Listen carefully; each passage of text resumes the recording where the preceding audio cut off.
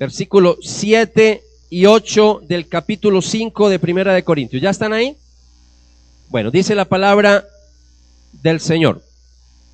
Eliminen todo resto de vieja levadura y sean masa nueva, ya que son panes pascuales, pues Cristo, que es nuestra víctima pascual, ya ha sido sacrificado.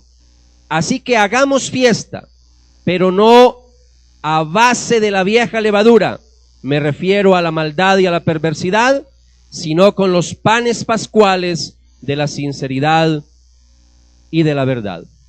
Oremos, por favor, acompáñenme unos segunditos y le vamos a pedir al Espíritu Santo, que es nuestro Maestro, el que nos guía a toda la verdad, que nos ayude a entender hoy su bendita palabra.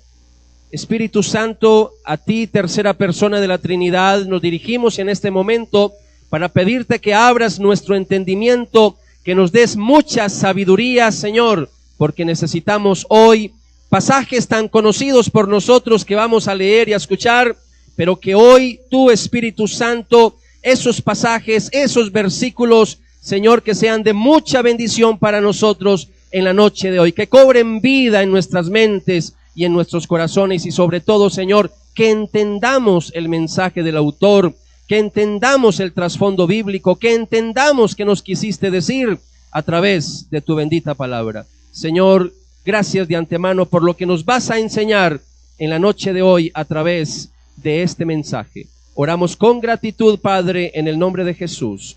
Amén y amén.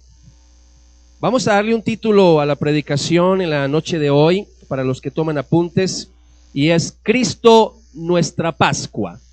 Cristo nuestra Pascua. Cuando nosotros, un Viernes Santo, siempre que llega cada año esta temporada, que pues por cuestiones de calendario a veces cae una fecha, otra fecha, pero más o menos marzo y abril es como el tiempo en que se celebra la Semana Santa. Y Viernes Santo es el momento en que estamos recordando la muerte de Cristo. No vamos a entrar en detalles de si murió un viernes, no murió, a veces hay muchas polémicas con eso. No nos desgastemos con eso. Tampoco nos vamos a desgastar como no nos desgastamos con la Navidad, que si nació en diciembre, que si fue en marzo, que si... Lo importante es que Él vino. Lo importante es que Él murió por nuestros pecados. Y toda la cristiandad por muchos siglos celebra en esta época la muerte de Cristo. Entonces nosotros también nos unimos a esa tradición. La tradición, mientras no sea una tradición que vaya en contra de la palabra, nosotros no tenemos problema. Pero si la tradición no tiene nada que ver, no va en contra de la palabra, nosotros nos unimos a esa tradición porque sabemos que es una tradición bonita. Y hoy estamos recordando la muerte de Cristo. Yo quiero, sobre todo hoy, para todos, para los amigos y los hermanos de la comunidad, yo quiero explicarles un poquito el asunto de la Pascua. Porque a veces hablamos y que felices Pascuas y la gente habla de la Pascua, pero hay gente que no sabe en sí qué es la Pascua. Y así somos creyentes de muchos años, pero a veces hay ciertos temas que no sabemos.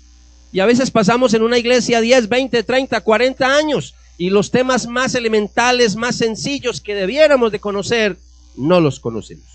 Cuando hablamos de la Pascua, usted y yo sabemos, cuando leemos el Antiguo Testamento, que una vez en el año, allá más o menos por la primavera, el pueblo de Israel siempre ha estado acostumbrado, y eso debido obviamente a una ordenanza, a un mandato de la palabra del Señor, ellos celebran la Pascua. Y la celebran una vez al año, y la forma en que los judíos en la Biblia y en el día de hoy todavía algunos judíos celebran la Pascua, es que cuando cae esta fecha especial, más o menos en primavera, ellos lo que hacen es que se reúnen como familia y un corderito menos de un año lo sacrifican y lo comen como familia y recuerdan con eso sobre todo la salida del pueblo de Israel de Egipto. Entonces básicamente lo hacen con ese propósito. La primera Pascua, uno tiene que ir al Antiguo Testamento para darse cuenta dónde ocurrió la primera Pascua. Entonces yo les voy a mostrar así muy rápidamente, porque a mí me interesa llegar más adelante, es a que analicemos el pasaje que leí al comienzo de Primera de Corintios, capítulo 5. Pero vamos a ir así rápidamente, y los que tienen Biblia, y si no tiene Biblia, pues va a escuchar con atención. Vamos a irnos al libro de Éxodo, capítulo 12, para que usted al menos sepa de dónde viene lo de la Pascua. Éxodo capítulo 12. Éxodo capítulo 12. Y antes de decirle los versículos que vamos a mirar, una de las cosas que ustedes recuerdan muy bien, cuando hubo las plagas de Egipto. ¿Cuántas plagas fueron? 10 plagas. Y ustedes saben que en esas plagas, cuando la última plaga fue la plaga más impresionante, porque la última plaga fue ¿con qué? La muerte de ¿quiénes? De los primogénitos.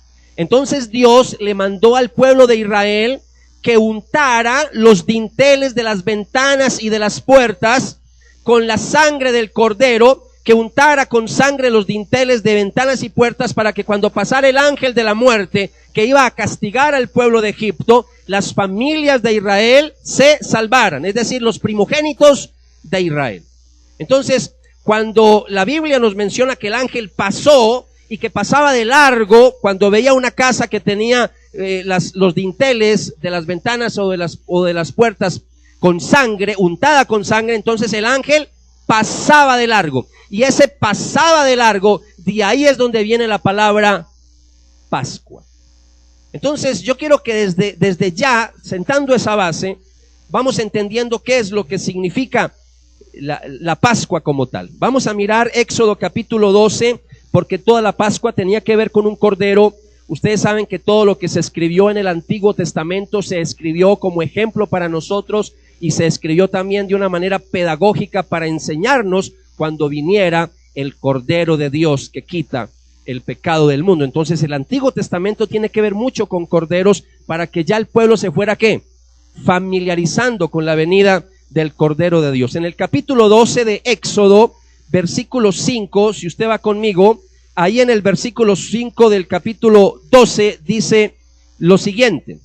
Dice la palabra del Señor: el cordero deberá ser de 1 año, macho y sin ningún defecto, podrá ser cordero o cabrito.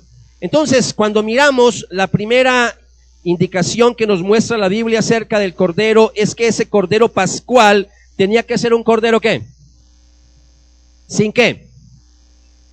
Sin defecto, sin tacha, sin defecto, sin tacha, sin ninguna imperfección, no podía tener ningún defecto.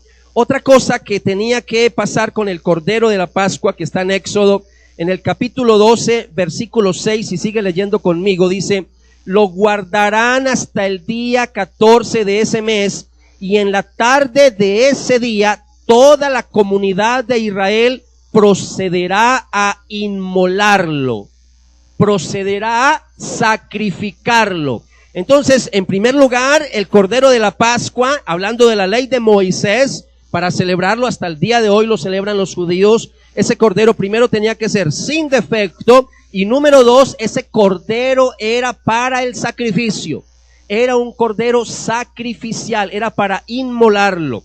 Y número 3, una lección que sacamos de acá muy interesante, en el versículo 22, si avanza conmigo, versículo 22 de Éxodo capítulo 12, nos dice así la palabra del Señor, versículo 22 y 23. Después tomen un manojo de hisopo, empápenlo en la sangre del animal recogida en un recipiente, y unten con ella el dintel y las 2 jambas de la puerta o los postes. Que nadie salga de su casa hasta la mañana siguiente, porque el Señor pasará hiriendo de muerte a los egipcios, y cuando vea la sangre en el dintel y en las 2 jambas o los postes, pasará sin detenerse en aquella puerta, y no dejará que el exterminador entre en sus casas para matar. Entonces, en primer lugar se nos dice que el cordero tenía que ser sin defecto. Número 2, era un cordero para el sacrificio, Bueno, recordemos, amados, amadas, recordemos que la palabra del Señor dice que sin derramamiento de sangre no hay perdón de pecados. Por eso es tan importante cuando hablamos de la sangre de Cristo. Y hoy vamos a meditar mucho y a reflexionar acerca de la sangre de Cristo. Y número 3, como les dije, el cordero pascual fue un cordero salvador, porque ese cordero lo salvó de la muerte esa noche tenebrosa de la 10ª plaga en Egipto y en toda esa región de ese entonces. Vamos a mirar San Juan, ahora sí nos vamos al Nuevo Testamento, nos vamos a lo que nos interesa a nosotros en la noche de hoy. Estábamos mirando el trasfondo de esta celebración de la Pascua, pero vámonos a San Juan capítulo 1, San Juan capítulo 1, versículo 29. San Juan capítulo 1, versículo 29. Cuando estén ahí me dicen por favor. San Juan capítulo 1, versículo 29. Cuando el Señor se bautiza y cuando el Señor llega a bautizarse donde el bautista, interesante que al día siguiente, dice la palabra del Señor en el versículo 29, que al día siguiente Juan vio a Jesús que se acercaba a él y dijo: ahí tienen ustedes al Cordero de Dios que quita el pecado del mundo. Usted y yo que no somos hebreos, usted y yo que no somos judíos, todas esas expresiones de aquí el Cordero, que somos la Pascua, que el Cordero sacrificial, eso a nosotros no nos dice mucho porque nosotros no somos hebreos. Pero cuando nosotros vamos al Antiguo Testamento y cuando conocemos todo lo que pasaba con el Cordero Pascual, ahora sí entendemos cuando el Bautista ve acercarse a Jesús y dice: he aquí el Cordero de Dios que quita el pecado del mundo. De una vez lo estaba relacionando con el Cordero Pascual. Y muchos de pronto no entendieron, pero muchos de sus discípulos sí entendieron y por eso lo aceptaron y lo reconocieron como el Mesías. Por eso hoy, amados y amadas, amigos, amigas, yo quiero compartir con ustedes brevemente, quiero compartir varias cositas acerca de Jesús como Cordero. Porque lo que hablamos del Antiguo Testamento era a modo de introducción para que supiéramos la base teológica de lo que vamos a compartir en la noche de hoy. Vamos a mirar entonces Jesús como Cordero. Si ustedes vieron, todas las canciones de esta noche hacían alusión ¿a qué? A que Jesús era el ¿qué? Él es el Cordero, Él es el Cordero de Dios. Entonces, basados en la Pascua, basados en Éxodo, en lo que está en el Antiguo Testamento, vamos a decir en primer lugar en el día de hoy, vamos a decir que Jesús es el Cordero sin defecto. Dijimos varias cosas del Cordero Pascual, ahora vamos a aplicarlas a Jesucristo porque Él es el Cordero Pascual, Él es el Cordero de Dios que murió por nosotros en la cruz del Calvario. Vámonos a Primera de Pedro capítulo 1. Primera de Pedro capítulo 1, versículo 18 y 19, una declaración del apóstol Pedro muy interesante acerca del Cordero Pascual, acerca de Jesús como Cordero. Primera de Pedro capítulo 1, versículo 18 y 19. ¿Ya están ahí? Deben de saber que han sido liberados de la estéril situación heredada de los mayores, no con bienes caducos como son el oro y la plata, sino con la sangre preciosa de Cristo, Cordero sin mancha y sin tacha. Mire lo que dice, mire qué expresión tan hermosa, tan teológica, que ahora entendiendo la base del Antiguo Testamento, ahora sí entendemos lo que está diciendo San Pedro. Está diciendo, mis amados, en el versículo 18, deben saber que han sido liberados. Nosotros como hijos y como hijas de Dios hemos sido redimidos, hemos sido rescatados, hemos sido liberados ¿de qué? De la muerte. Ya no hablando literalmente del primogénito, sino en nuestras propias vidas. Ahora nosotros pasamos de muerte, pasamos a vida, ¿a través de qué? A través de la sangre aplicada, no en el dintel de las ventanas ni de las puertas, sino de la sangre aplicada en nuestros corazones. Cuando hablamos del Cordero sin defecto, el Cordero sin tacha, como dice San Pedro, está diciendo que hemos sido liberados, no con cosas caducas, dice que hemos sido liberados con la sangre preciosa de Cristo, Cordero sin mancha y sin tacha. Durante el tiempo de Cristo, usted y yo tenemos que saber que los sacerdotes judíos, ellos ya habían empezado a criar, porque acuérdense que el templo fue destruido muchas veces y otra vez se volvía a construir. Herodes en la época de Jesús. Recuerde que en ese tiempo Herodes permitió que se reconstruyera otra vez el templo de Jerusalén, y los sacerdotes habían empezado otra vez la costumbre de criar corderitos. Y cuando la gente de muchos lugares lejanos de Jerusalén, todos los años que iban una sola vez a celebrar la Pascua, muchas personas venían de lugares muy lejos y a veces no traían el cordero, sino que lo compraban precisamente al lado del templo o en el templo mismo, a las afueras del templo. Entonces, en esa época los sacerdotes criaban corderos pascuales, los criaban en Belén, y usted y yo sabemos que Jesús nació. ¿En dónde nació Jesús? Nació en Belén. Y en ese momento, para que usted sepa, estamos hablando de una diferencia de unos 8 kilómetros de Belén a Jerusalén, y era interesante mirar cómo llevaban de Belén, llevaban esos corderitos, los llevaban hasta Jerusalén en la fiesta, en la época de la Pascua. Eran corderos que nacían para morir, eran corderos que estaban predestinados a morir y no podían pasar después de un año. Eran unos corderos muy especiales. Y cuando Jesús, interesante que cuando Jesús entró a Jerusalén el domingo de Ramos, que lo celebramos la semana pasada, ese domingo de Ramos o de Palmas, cuando Él entró montado en un asno, bajó, escúcheme bien, cuando Él entra ahí, Él cruza, baja por el monte de los Olivos, cruza el valle del Cedrón, sube al templo del monte, y al mismo tiempo que entraba en la ciudad, recuerde que la gente empezó a gritar. ¿Qué gritaba la gente? Hosana, Hosana, bendito el que viene en nombre del Señor. Y en ese mismo momento que decían Hosana y Hosana, muchos corderos estaban entrando precisamente para llevarlos al templo para ser sacrificados. Entonces, una de las cosas es que esos corderitos que llegaban al templo, los sacerdotes, primero que todo lo que hacían era que se cercioraban que los corderos que les llevaran fueran corderos sin ¿qué? Sin defecto, que no tuvieran tacha, que no tuvieran nada, que no tuvieran ni nada que estuviera en contra de la palabra del Señor, que estuviera realmente estipulado según la ley de Moisés. Al mismo tiempo que los corderos eran analizados para que no tuvieran ningún defecto, Jesús también estaba siendo analizado, estudiado, para ver si era o no era el Mesías. Y recuerde muy bien que todos estaban examinando al mismo tiempo al Señor en el tiempo de la Pascua para saber si Él era el Mesías o no. Y el Cordero de Dios estaba siendo examinado ¿por quiénes? Lo examinaban los saduceos, lo examinaban los fariseos, los herodianos, los sacerdotes. Todo mundo estaba examinando ¿quién será este? Este sí será el Mesías, este sí será el Mesías del Antiguo Testamento. Y hasta algunas personas que no tenían nada que ver con el mundo religioso decían: nunca ningún hombre habló como él. Y el mismo Pilato, recuerde que cuando se lo presentaron, la última frase que dijo Pilato fue: no encuentro ninguna falta en este hombre.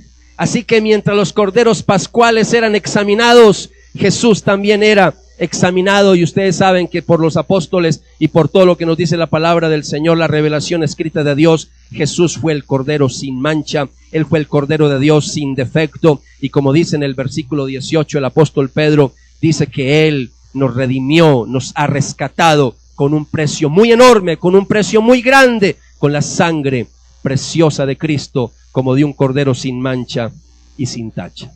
En segundo lugar, cuando hablamos del Cordero Pascual, hablando de Jesús, no solamente Él es el Cordero sin defecto, sino que Él es el Cordero sacrificial.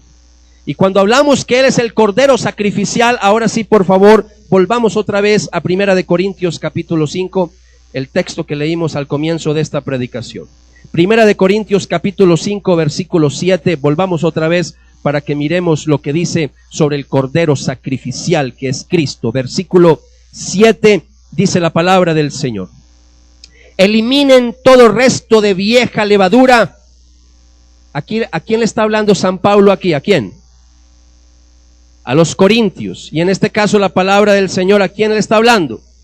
A nosotros. Cielo y tierra pasarán, mas mis palabras no pasarán. Por eso cuando leemos la palabra de Dios, por eso decimos es palabra de Dios, o que el Señor bendiga su palabra. Nosotros creemos que la Biblia es la palabra del Señor. Versículo 7 dice: eliminen todo resto de vieja levadura y sean masa nueva, ya que son panes pascuales, pues Cristo, que es nuestra ¿qué?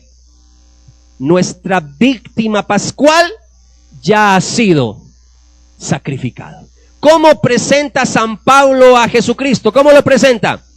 Como nuestra víctima pascual. Y está diciendo que Él es el Cordero de la Pascua, que ya fue sacrificado por cada uno de nosotros. Entonces Jesús es nuestra Pascua, quiere decir que Él se sacrificó, murió por cada uno de nosotros. Aquí podríamos pasar toda la noche casi que en vigilia estudiando este tema, y no estoy exagerando. Pero solamente le voy a mencionar un versículo más. Si quiere búsquelo, si no simplemente escuche. Le voy a leer algo que dice el autor de los Hebreos en el capítulo 9, versículo 12, hablando de lo que hizo Cristo, hablando del sacrificio de Cristo. Hebreos 9:12, dice el autor de los Hebreos: entró una vez por todas en el lugar santísimo, no con sangre de machos cabríos o de toros, sino con la suya propia, rescatándonos así para siempre. Ya no es a través del derramamiento de sangre de ovejas, ya no es a través del derramamiento de sangre de animales, ya es a través del sacrificio de Jesucristo que nosotros tenemos entrada ante el trono celestial. Como dijo Jesús: yo soy el camino, la verdad y la vida, y nadie llegará al Padre si no es a través de mí. Cuando hablamos de que Jesús es el Cordero sacrificial, el día judío empezaba con la puesta del sol a las 6 de la tarde. Es algo que usted debe de entender. Es distinto como nosotros contamos las horas. El día para ellos empieza a las 6 de la tarde. Y la noche antes de la crucifixión del Señor, Jesús le dijo a sus discípulos: yo deseo pasar esta Pascua con ustedes, vayan a preparar el lugar para comer juntos la Pascua esta noche. Todos hemos leído o escuchado en los evangelios cuando Jesús le dice a sus discípulos: yo quiero celebrar la Pascua con ustedes esta noche. El Señor sabía que era la última Pascua que iba a estar con sus discípulos. Y yo quiero que me acompañen y vamos al Evangelio de San Lucas. Yo quiero que usted hoy salga de este lugar empapado de la enseñanza de la Pascua, para que nunca se le olvide qué significa la Pascua y qué significa que Jesús sea el Cordero Pascual. Vámonos entonces, San Lucas capítulo 22. San Lucas capítulo 22, vamos a recordar esa noche, esa última Pascua, la vamos a recordar. San Lucas capítulo 22, ¿ya están ahí? Versículo 17 en adelante, dice la palabra del Señor. Tomó luego en sus manos una copa, dio gracias a Dios y dijo: tomen esto y repártalo entre ustedes, porque les digo que ya no beberé más de este fruto de la vid hasta que venga el reino de Dios. Después tomó pan, dio gracias a Dios, lo partió y se lo dio diciendo: esto es mi cuerpo entregado en favor de ustedes, hagan esto en recuerdo de mí. Lo mismo hizo con la copa, después de haber cenado, diciendo: esta copa es la nueva alianza, el nuevo pacto confirmado con mi sangre, que va a ser derramada en favor de ustedes. La sangre que va a ser derramada en favor de ustedes. ¿Sabe qué estaba haciendo Jesús en la última Pascua con sus discípulos? Les estaba profetizando su muerte en la cruz del Calvario. Estaba profetizando cómo era que Él iba a morir. Este es mi cuerpo que va a ser entregado por ustedes, y esta es mi sangre que va a ser derramada a favor de ustedes. Por eso decimos que Jesús es el Cordero sacrificial. Número 3. Ya llevamos 2 figuras aplicadas a Cristo del Cordero Pascual. Número 1, Jesús es el Cordero sin defecto. Número 2, Jesús es el Cordero sacrificial. Y número 3, Jesús es el Cordero Salvador. ¿Es el Cordero qué? Recuerden que ahorita leímos cómo en el Antiguo Testamento los judíos tuvieron que coger hisopo y empaparlo con la sangre del Cordero y untar los postes de las puertas de las casas, para que así el ángel exterminador no los fuera a matar a ellos, a sus primogénitos. ¿Saben cómo en el día de hoy nos salvamos nosotros? Que a nadie se le vaya a ocurrir ahorita ponerse entonces a untar la puerta o los postes de los dinteles de las ventanas con sangre, porque así no es. Ya nos salvamos de otra manera muy diferente.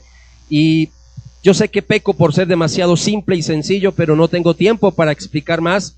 pero vamos a simplemente a leer Romanos capítulo 10.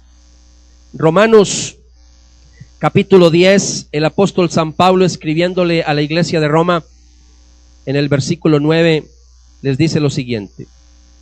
Romanos capítulo 10, versículo 9, ¿está ahí?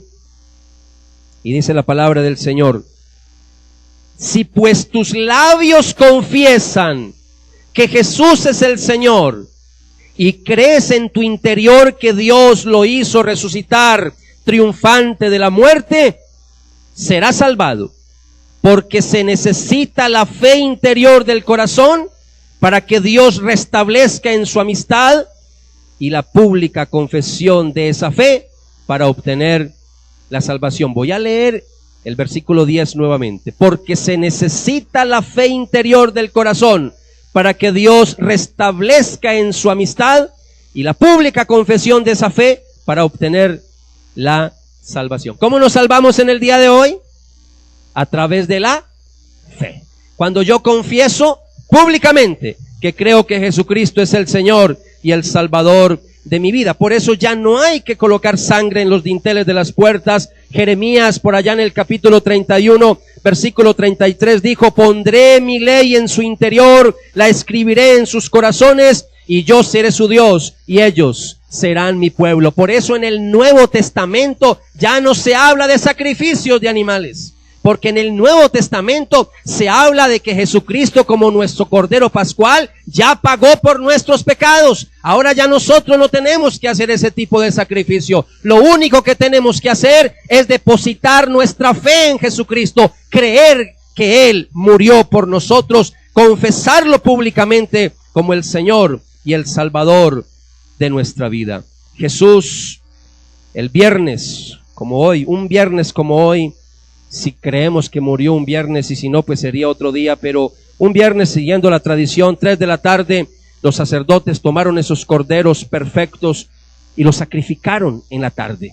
La tarde en que Jesús murió, escúcheme bien, la tarde en que Jesús murió, en el mismo momento en que Él estaba muriendo en la cruz del Calvario, en ese mismo momento estaban degollando los corderos en el templo para celebrar la Pascua a los judíos. Y esto es algo impresionante para nosotros, para entender la enseñanza del Antiguo Testamento aplicada al Nuevo Testamento. Y recuerden que la palabra de Jesús cuando muere, recuerden que fue lo que dijo: consumado es. Tetelestai, consumado es. Es decir, la deuda ha sido cancelada, la deuda ha sido pagada. En ese momento, mis amados, se estaban degollando los corderos pascuales, pero el Cordero de Dios ya estaba muriendo ahí por todos los pecados de la humanidad. Bendito sea el nombre del Señor, gloria sea al Señor. ¿A usted no le da alegría saber que Jesús murió por nuestros pecados?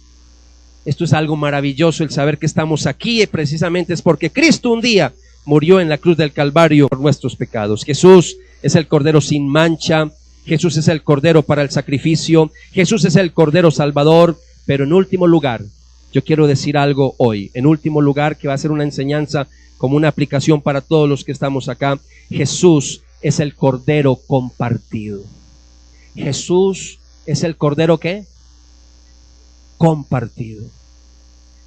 Ese Cordero, amados, las familias pascuales, las familias judías en el Antiguo Testamento, después de hacer todo el sacrificio, que ahora no tuve tiempo de explicar todo eso, pero ese cordero se lo comían, en la familia todos comían de ese cordero y celebraban, y eso se hacía con unas hierbas amargas, y había todo un proceso para recordar la salida del pueblo de la esclavitud de Egipto por más de 400 años y la libertad a través de Moisés cuando salieron al desierto. Entonces, cuando hablamos de que Jesús es el Cordero compartido, ahora es donde tenemos que volver otra vez a 1 Corintios capítulo 5, versículo 7 y versículo 8, que es el pasaje que estamos estudiando en el día de hoy. 1 Corintios capítulo 5, versículo 7 y versículo 8. Y antes de que entremos en detalle, para que miremos este punto, yo quiero explicarles un poquito, porque aquí dice, versículo 7, eliminen todo resto de vieja levadura. Y ustedes ven que habla mucho ahí de la levadura, que se habla de masa nueva, Ese es un lenguaje judío. Ese lenguaje usted y yo no lo conocemos. Por eso necesitamos explicar un poquito el trasfondo de lo que estamos hablando en el día de hoy. Otra forma de llamar a la Pascua, mis amados, para que entendamos un poquito el pasaje, otro nombre que se le daba a la Pascua era la fiesta de los panes sin levadura. La fiesta de los panes sin levadura. Era otro nombre que se le daba a la Pascua, ¿ok? Y recuerden que la historia es un poquito larga, pero se la voy a resumir. Cuando ocurre la última plaga, la de los primogénitos, como fue una cosa así intempestiva, entonces ellos les tocó, el mensaje es que les tocó salir ¿qué? Rápido, corriendo. Ellos no tuvieron tiempo de preparar la masa. No tuvieron tiempo. Les tocó sacar esa masa, sacar la masa del pan sin ¿qué? Sin levadura. Entonces, de ahí viene la tradición bíblica, la costumbre bíblica. Cuando ellos cada año celebran la Pascua, esa semana por 7 días comen pan sin levadura. Porque el pan sin levadura no sabe a nada, es insípido. Entonces, ellos por 7 días comen pan sin levadura. Y no solamente comen pan sin levadura, cuando comen el pan insípido, están recordando la salida de Egipto, del pueblo de Israel de Egipto, sino que también durante 7 días no puede haber levadura en la casa. Esa levadura tiene que salir de la casa. No puede haber absolutamente nada de levadura en un hogar israelita durante los 7 días de la fiesta de los panes sin levadura. Cuando uno va al Nuevo Testamento se da cuenta que la levadura, pues usted y yo sabemos de la levadura. Yo no soy experto en alimentos, pero sabemos que la levadura se utiliza en estas cosas de postrería, panadería, etcétera, etcétera. Y la levadura juega un papel importante en todo lo que tiene que ver con la hecha del pan. Entonces, cuando hablamos de la levadura, es una sustancia para fermentar. Para eso es que sirve la levadura, para levantar la masa. Pero más adelante en la Biblia, la levadura empieza a tener una connotación espiritual en la iglesia del Señor. Y la levadura, cuando yo voy al Nuevo Testamento, la levadura se empieza a utilizar como símbolo de corrupción. Porque como la levadura fermenta la masa, daña la masa, la fermenta para que crezca, entonces espiritualmente la levadura empieza a verse como un agente de corrupción. Es el emblema de las doctrinas perniciosas, de las doctrinas falsas. La levadura es sinónimo de maldad. La levadura, mis amados, hermanos, hermanas, amigos, amigas, simboliza iniquidad, simboliza pecado. Entonces, ahora con esa explicación, ahora sí podemos entender el versículo 7 otra vez de 1 de Corintios capítulo 5. ¿Van conmigo? Versículo 7. Ahora sí estamos listos para entender el versículo 7. Mire lo que dice San Pablo. Eliminen todo resto de vieja levadura. ¿Estamos entendiendo?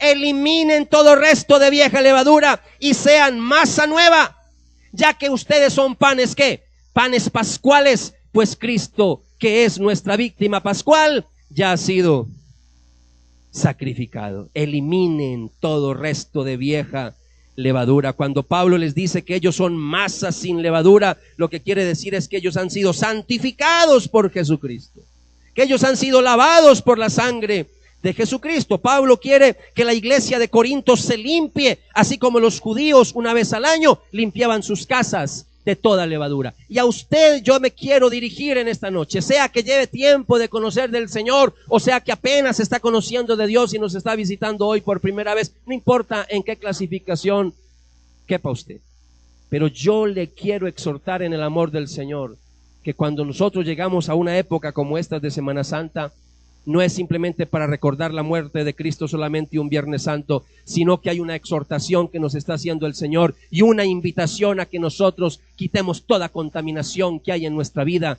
de pecado y de maldad y de iniquidad.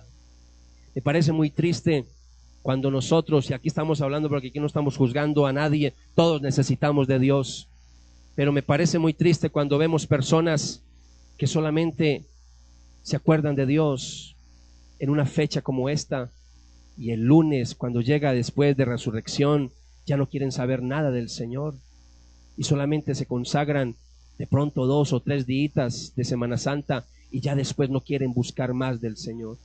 Así no es, mis amados. El Señor nos está invitando es a que nosotros nos limpiemos. El Señor nos está invitando a que nosotros, mis amados, nos consagremos al Señor. Cuando nosotros leemos el versículo 8, ese versículo 8 cobra vida con esta explicación que hicimos. Así que hagamos fiesta, dice San Pablo. Hagamos fiesta, pero no a base de la vieja levadura, no a base de la vieja levadura. Me refiero a la maldad y a la perversidad. Mire que San Pablo está explicando de una vez qué es lo que él dice con levadura. Me refiero a la maldad y a la perversidad, sino con los panes pascuales de la sinceridad. ¿Y de qué más? Y de la verdad. Una de las cosas que nos está invitando aquí, mis amados, el apóstol Pablo, que Dios nos invita a través de él, es Pablo no está exigiéndole a la iglesia de Corinto que celebre la Pascua judía. Y yo voy a hacer aquí un pequeño paréntesis porque me parece que se va a demorar un buen tiempito para que yo vuelva otra vez a predicar sobre Corintios. ¿Están listos para escuchar esto que les voy a decir? ¿Están conmigo? Hoy en día en el mundo están sucediendo cosas raras y extrañas. Mire, algunas iglesias que empezaron bien, algunas iglesias empezaron enseñando la sana doctrina y de repente el pastor empezó a enseñar cosas raras. Y no vamos a dar nombres porque eso no ocurrió solamente en Bello, eso ha ocurrido en el mundo entero y está ocurriendo, sigue ocurriendo. Entonces le da al pastor por decir vamos a hacer tabernáculos, le da por decir vamos a guardar el sábado, le da por decir vamos a matar un cordero, y cuando menos piensa terminan todos convirtiéndose en ¿qué? En judíos mesiánicos. Y termina la iglesia haciendo prácticas judías cuando nosotros ya como cristianos no tenemos que cumplir el Antiguo Testamento. Cristo cuando entró de una vez por todas, como dice el autor de los Hebreos, cuando entró al lugar santísimo, es decir, cuando Cristo muere en la cruz del Calvario, cuando Él derrama su sangre por nosotros, dice que ya no hay más sacrificio por el pecado. Ya usted y yo no tenemos que hacer sacrificios. El tabernáculo apuntaba a Cristo. La fiesta de los panes sin levadura apuntaba a Cristo. La fiesta pascual apuntaba a Cristo. ¿Por qué vamos a retroceder otra vez al Antiguo Testamento? Ahí tenemos ya pastores con kipar, esa cosita aquí redondita. Eso es del Antiguo Testamento. Usted y yo no tenemos que hacer esas cosas. Así que cuando le invite a algún hermano por ahí de alguna comunidad, de qué sé yo, secta, que le digan camine, que es que aquí sí celebramos, aquí sí hacemos las cosas en el Antiguo Testamento, usted dígale, no gracias, yo soy del Nuevo Pacto, yo soy del Nuevo Testamento, yo soy un hijo de Dios, una hija de Dios, redimido por la sangre del Cordero, por la sangre de Jesucristo. Cuando seguimos mirando, amados, y estamos hablando de que Jesús es el Cordero compartido, interesante que Pablo está invitándole a la gente a que celebren, a que hagan una fiesta. Interesante eso, muy interesante. ¿Cómo va a celebrar la fiesta pascual? Si ya no tenemos que hacer panes, si ya no tenemos que matar corderos, ¿cómo vamos a celebrar una fiesta nosotros en el día de hoy? ¿Sabe cómo la celebramos? ¿Sabe cómo la celebramos, amados? Viviendo una vida sin pecado. ¿Sabe cómo la celebramos? Festejando que Cristo murió por nuestros pecados. ¿Sabe cómo la celebramos? Que ahora yo ya no tengo que hacer ningún sacrificio, que la salvación no es por obras, que es por gracia. Por eso cuando nosotros venimos a la iglesia y cuando nosotros participamos de la Santa Cena como lo vamos a hacer hoy, no es un funeral. Nosotros estamos festejando de un cordero que murió en la cruz del Calvario, pero que se levantó de los muertos al tercer día. Amén. Es una fiesta. Por eso cuando estamos en la Santa Cena debe de ser una fiesta. Hay iglesias que celebran la Santa Cena y eso parece un funeral. No debe de ser un funeral. San Pablo está diciendo, celebremos la fiesta, celebremos la fiesta. Interesante, amados, celebremos la fiesta. Yo quiero hacer una invitación a todos en esta noche y le voy a hacer una pregunta. ¿Están conmigo? No se me distraiga que estoy en la recta final. Cuando yo digo que estoy en la recta final es de verdad. Algunos predicadores se quedan otra hora después. No, es de verdad, estoy en la recta final. Le voy a hacer una pregunta. Y la pregunta que le quiero hacer es, ¿hay levadura en tu casa? No me responda. Cada uno nos la vamos a examinar porque esa pregunta también es para mí. ¿Hay levadura en mi casa? ¿Hay levadura en tu casa? En otras palabras, ¿hay pecado? ¿Hay contaminación? ¿Hay algo que está fermentando? ¿Hay algo que está dañando? ¿Qué tengo que quitar de mi casa? ¿Qué tengo que dejar? ¿Qué pecado tengo hoy que confesar ante el Señor? Y tengo que hacerle otra pregunta. ¿La sangre de Jesús está untando el dintel de tu corazón? ¿Usted ya reconoció que Jesús murió por tus pecados? ¿Ya le invitó, ya le recibió, ya le aceptó? Para aquellas personas que de pronto nunca han escuchado un mensaje así y que de pronto no saben cómo así que recibir al Señor, yo le voy a leer la invitación que Jesús nos hace y que Jesús le está haciendo a usted en esta noche que me está escuchando. Vengan a mí todos los que están cansados y agobiados, y yo les daré descanso. Pongan mi yugo sobre ustedes y aprendan de mí, que soy sencillo y humilde de corazón, y así encontrarán descanso para su espíritu, porque mi yugo es fácil de llevar y mi carga es ligera. Jesús está invitando a que depositemos en Él la carga de nuestros pecados. El Cordero de Dios que murió en la cruz del Calvario, Él me está invitando que yo deposite en Él mis pecados. Y Él me está diciendo, lleve mi yugo. Mi yugo es, camine conmigo. Así como ese yugo de 2 bueyes arando, Él dice, lleve mi yugo, camine conmigo, obedézcame. No es difícil, si caminas conmigo no es difícil, porque mi yugo es fácil, ligero, liviano. Eso le voy a invitar, y si usted quiere hacer esta oración conmigo, ahí donde está, incline su rostro, por favor. Vamos a orar, y los que nunca han hecho esta oración, los que nunca han recibido al Señor en su corazón con algo así como yo le estoy diciendo, ahí desde la intimidad, ahí donde está sentado, sentada, no es sino que repita conmigo esta oración. Puede hacerla en la intimidad de su corazón también, pero repita conmigo esta oración y diga: amado Padre Celestial, reconozco que he pecado. Creo que el Señor Jesucristo murió por mí. Creo que Él es el Cordero de Dios que quita mis pecados. Padre Celestial, te pido que me permitas hoy comenzar una nueva vida con propósito y significado. Gracias, Padre, por regalarme la vida eterna. Amén y amén.